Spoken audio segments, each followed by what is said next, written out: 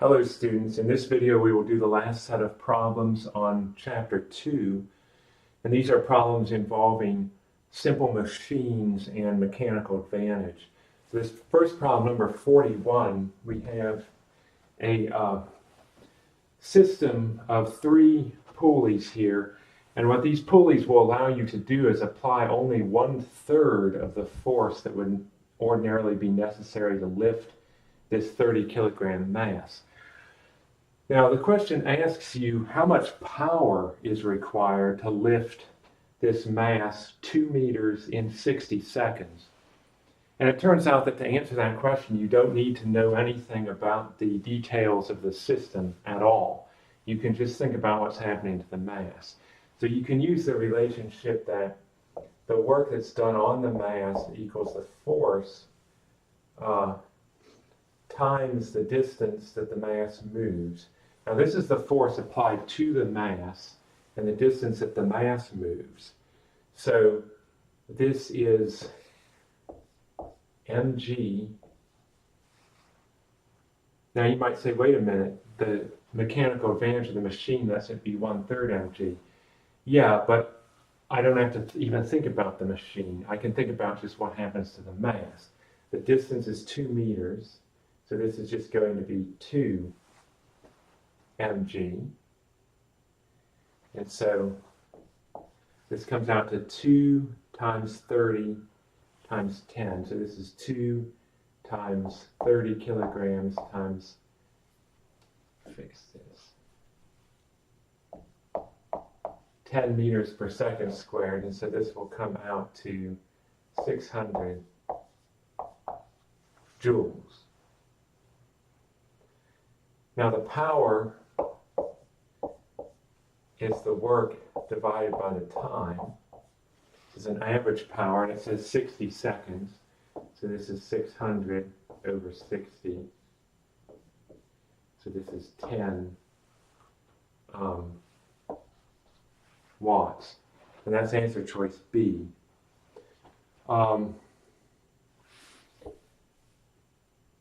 If you wanted to just assure yourself that you get the same answer, if you did take into account the machine, what the machine's going to do is it's going to let you apply a force of 1/3 mg to move that. And the distance will be 3 times 2 meters. I guess I won't put the units in there for the meters because I didn't have units in there. So you see this 1/3 and this 3 are going to cancel. It's not going to matter what the internal properties of the machine are. You're going to get 10 watts in any case.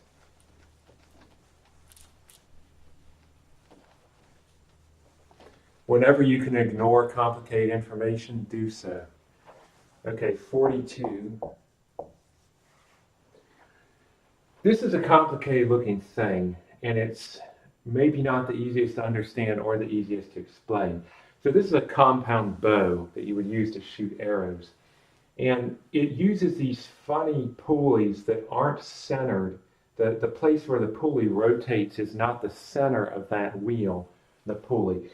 And so what this does is it puts together some aspects of a pulley and some aspects of a lever. And this is why. So if I had a pulley that works like this, and I have the pulley rotate around this point here instead of a point at the center here, well then this thing is it's gonna look funny because it's gonna kind of like flop around here. So I mean, if I drew it smaller, I would have the thing would rotate around like kind of like this. So you would see this whole thing would be kind of rotating in a funny looking way. It would almost look like it was about to fall apart or something, but it's by design. And the reason why is because now you can think about a lever arm. So if I'm applying, if I have a tension that I'm applying here, well then what's happening is, and then so this cable will go over to this side over here. In this case, it's rotating around here, so I'm pulling very close to here, and that has to lift up this whole mass of the pulley around this way. And so the tension over here is going to be, so if this is T1, this is going to be T2. So here T2 is going to be much bigger than what, I'm sorry, it's the other way around. It's T1 is much bigger than what T2 is because it's much bigger than T2 because it has to be enough to overcome the fact that this lever arm is so much longer. So here you have long lever arm, and so this will be small tension because the two combine to give you a torque. And then this will be here, short lever arm.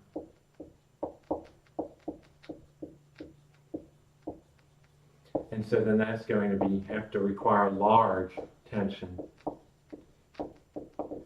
to make the torque be the same.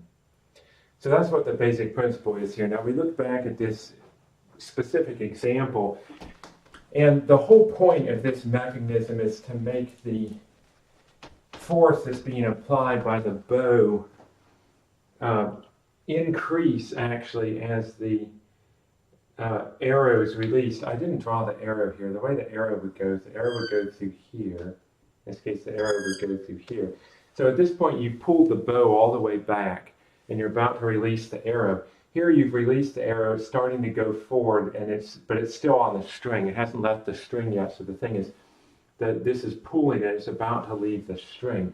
And the point of designing this mechanism this way is to make it so the force that's being exerted by the string here is much greater than what it would be if you didn't have these pulley mechanisms in here. Now this is why that works. So what the question is asking you is the difference between or the ratio between the tension at A and the tension at B greater or less in the case of 1 than it is in the case of 2? Well, if you look at the case of 1, then this cable goes around here, and then this is the long lever arm going this way. So, I'm sorry, I shouldn't draw the lever arm going that way. I should draw it going like this. So this is the long lever arm here, and then there's the really short lever arm over there. So long lever arm means small tension because the torques are going to be the same. So large lever arm means small tension here. So the tension here is smaller than what it is here. Now the tension here is what's making that arrow accelerate. So whatever the tension is here, it's smaller than what the tension is in here. And see, the point is that you're the one who has to be exerting the tension here, and your arm is only so strong. So what they prefer is to have the compound bow have the higher tension in here, where the mechanical force of the metal there can be the thing that's taking that tension and not your arm. It lets you pull back something with, gives you mechanical advantage, so you can pull back something with not as much force. Now when you come to this position, what's happening is now you've got the short lever arm close to you, and you've got the long lever arm close to the internal part of the bow here, but you've already let go of the arrow there, so you're not having to exert that force. And so the tension here now, that's the short lever arm, so high tension, long lever arm, low tension. So the tension in A compared to B will be greater in this case than it will be in this case, and that's answer choice B. So that's kind of how that works mechanically. That one's a little bit complicated. I wouldn't waste too much time trying to understand it compared to some of the other problems. Okay, so, and I didn't even have to draw anything for that. So let's move on to problem number 43. So what this is asking you is if I have a ramp that's not an ideal ramp. Now, what the word ideal means in these situations of simple machines that we're talking about is that there's no loss associated with the mechanical advantage. the fact that you're able to move this thing over a longer distance, that there's no additional frictional force or energy loss, heat loss, any sort of way that you could possibly lose part of that mechanical advantage. Well, real systems aren't that way. I mean, for instance, just the idea of the ramp. So this is what's a non-ideal ramp. We're assuming is what it is here. So in the case of a non-ideal ramp, what does it mean to be non-ideal? Well, if I just took the box, so here is our box with mass M.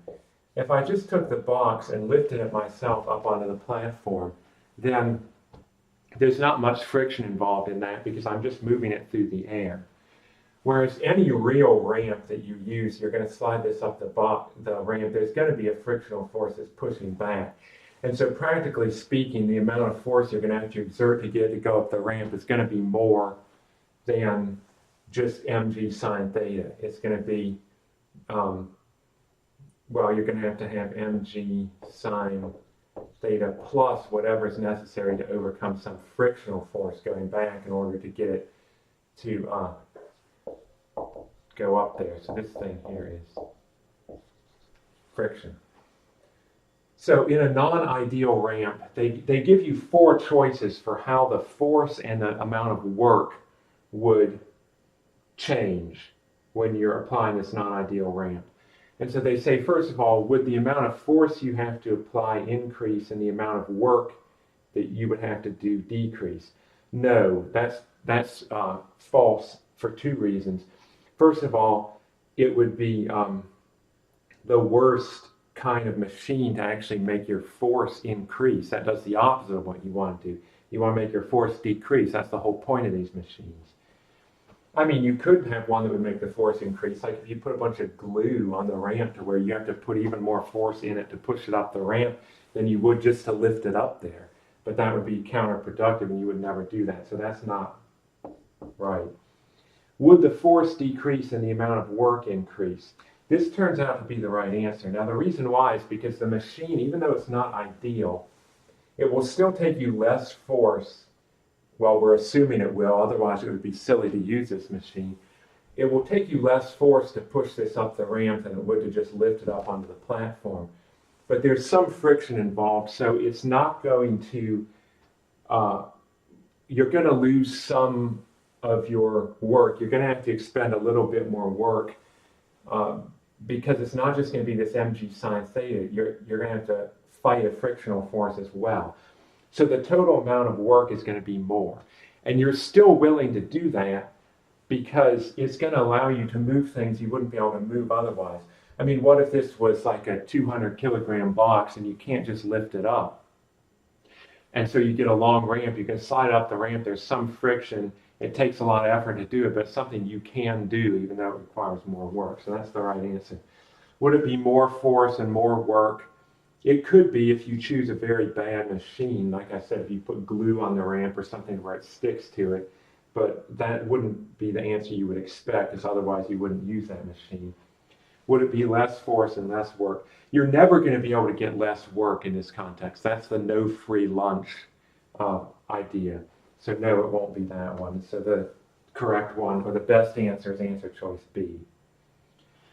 All right, and then on to 44. The story is that a girl is riding up a hill on a bike, and rather than going straight up, she's going to zigzag. So, say here's the hill, and it's pretty steep, and so she's going to zigzag back and forth to go up the hill, rather than going straight up the hill because it's too steep to go that way. And the question is asking you, how does the amount of energy that she expends and the amount of force that she has to apply to the pedals change as a result of her strategy of going up the hill? Would the amount of energy be equal, and would the amount of force be less? It turns out this is the right answer if you have a perfect machine, if you have a perfect bike. And so when the problem tells you ignore friction, it's essentially telling you to think about this ideal situation where there's not going to be any loss due to friction or anything. So that's going to be the right answer. Why would it not be the right answer that the energy would be equal and the force would be equal? Well, if you're not having to go up as steep a slope, you don't have to put as much force onto the pedals, so that wouldn't be the right one. Would it be the case the energy would be less and the force would be less? No, you're never going to be able to get away with expending less energy. Once again, that's no free lunch. That's conservation of energy. You're never going to be able to get away with that. And so that tells you immediately that these last two can't possibly be right.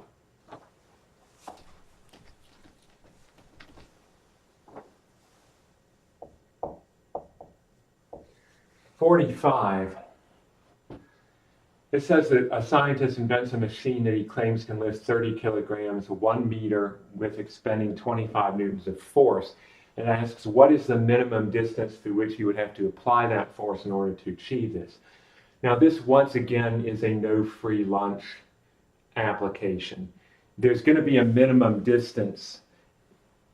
If you want to move this thing 1 meter, then if you want to decrease the force by a certain amount, there's going to be a minimum distance inevitably that you're going to have to put this force through. And this is the maximum possible mechanical advantage for an ideal machine, if the machine is ideal.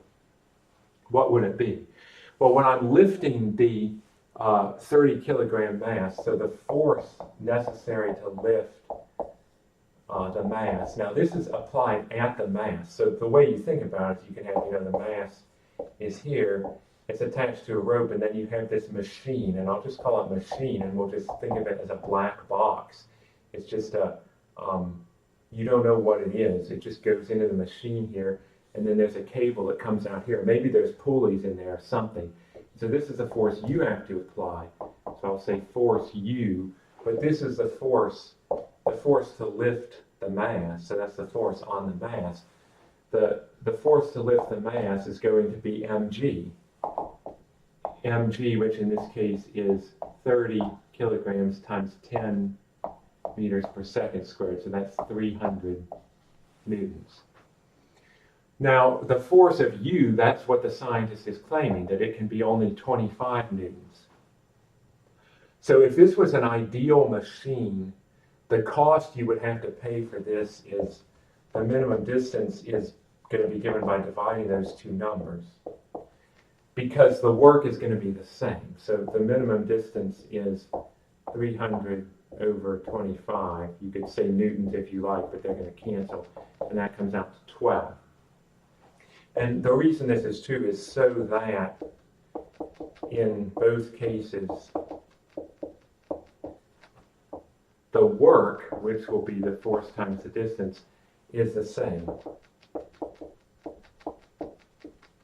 See, because you're going to have work in the first case is equal to, the work over here is going to be, it's going to have to be 300 times that distance, which I'll call distance the mass moves. And the work, same work over here is going to be just 25 times the distance that you move. So the ratio of those two is the 12.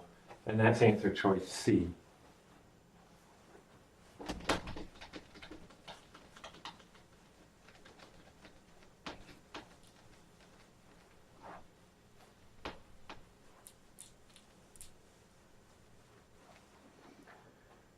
Okay, 46. This is showing you another machine that's a combination of pulleys and levers. And it's a similar idea to the funny little machines here in this compound bow. And the way this works is you have a big outer pulley, and then you have a little inner pulley. And so there's a short lever arm and a long lever arm here. And so you have this everything associated with this big one we're going to call A. So I'm just going to put A here. So this is the force A, or the mass at A, or I'm just going to call the big one A, and the little one is going to have a rope coming down here, and that's B. And so they give you 4 choices. They say, okay, here's our system, but we can modify this system. How could we modify this system to reduce the force that we have to apply over here in order to lift something over here? See, if we had a mass associated with this, if we put a mass on here, well, we'd want to put the mass on that side, not on this side, because this side has the long lever arm. That means you can apply less force on this side to lift the mass on this side. So how could we change this in order to make the force we have to exert even less than what it is now? So the first question is, would you lengthen the rope attached to A? No, that won't do any good, because you'll still have to exert the same force. It doesn't matter how long the rope is. It doesn't matter how long the rope attached to B is either. Would it help to increase the diameter of the pulley A? Yes, that will turn out to be the right answer. If I increase the pulley A and I keep B the same, then I'm increasing this lever arm. I'm keeping this lever arm the same, so the mechanical advantage there is going to be greater. See, that's what it comes down to, is the longer lever arm there. So it's not going to be this one.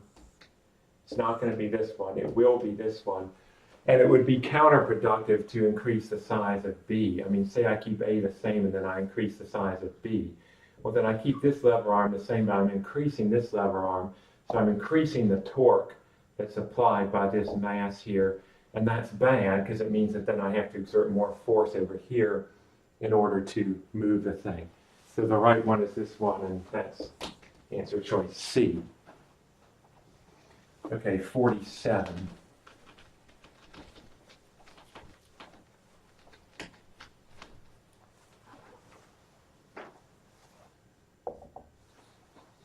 If I can write this accurately. There's different ways for an ideal machine that you can express what the mechanical advantage is. Now, this is actually quite easy on the basis of the last video, because I told you that the mechanical advantage is given by how much less force you have to apply, and that's going to be the same as how much greater distance you have to apply the force over. So this is asking questions about distances. Now, what the output distance means, you know, say I have the pulley system, the sort of the prototypical pulley system that we started with, where you've got the big pulley here. If I can try to draw this more accurately. So we had the big pulley here, and then this is going to come down, and then we have a little pulley here, and this goes up to the center here, and this goes here, and then we have a mass here, and this goes over this way, and you're pulling on this. Well, what the mechanical advantage was here, so you pull this twice as far,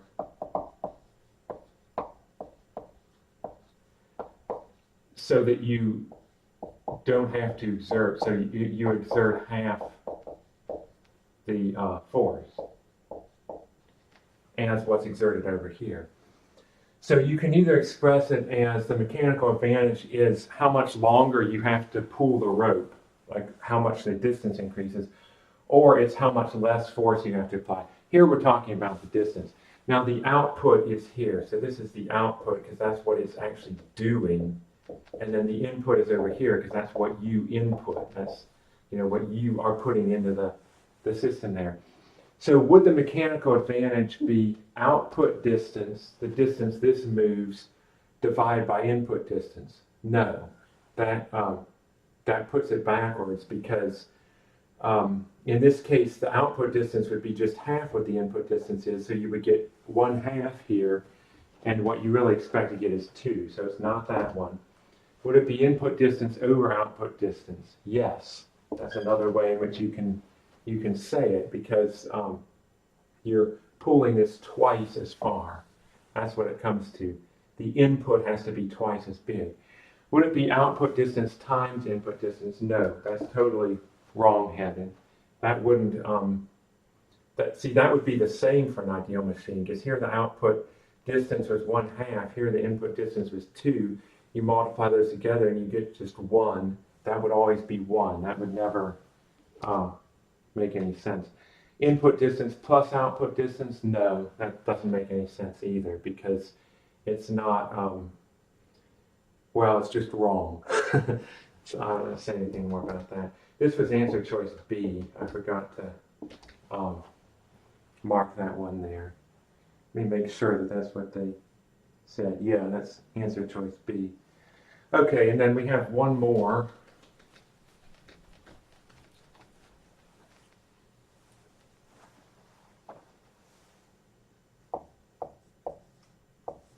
(48).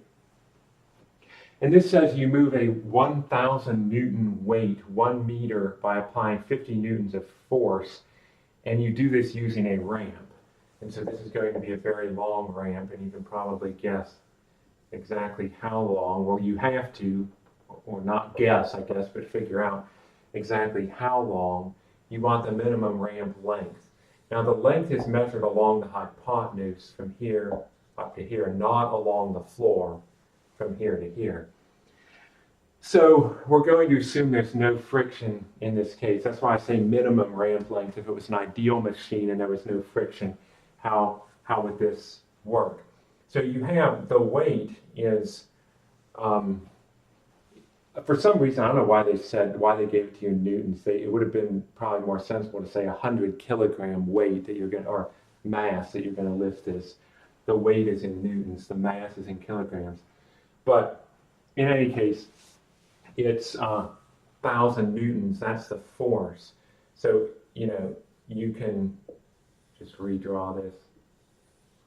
If you wanted to, you could say this is 100 kilogram mass, and then the downward force due to gravity is going to be mg,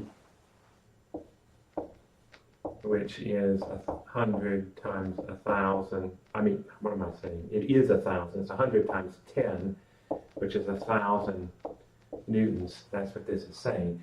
Now, you want to have to apply only 50 newtons. You want to have to apply only 50 newtons to get up the ramp. Now, there's an angle theta over here, which is a small angle in this case.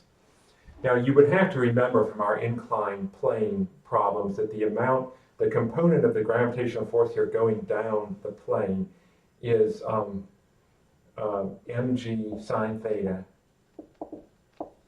So this is force down the plane. So this is a force parallel to the plane going this way due to gravity. And that's exactly the force you have to overcome with this 50 newtons here. So what you're going to say then is 50 newtons. Now we said that mg is this 1,000. I'm going to take out the units here. 50 equals 1,000 sine theta. So sine theta equals 50 over 1,000, which is 1 over 20. Now they told you that you're lifting this, the height you're lifting this up is 1 meter. The sine is the opposite over the hypotenuse, so if the opposite is 1, then the hypotenuse had better be 20, and that's the answer. That's the minimum ramp length is 20. And once again, I forgot to mark what the answer choice is. This is answer choice C. So that completes chapter 2.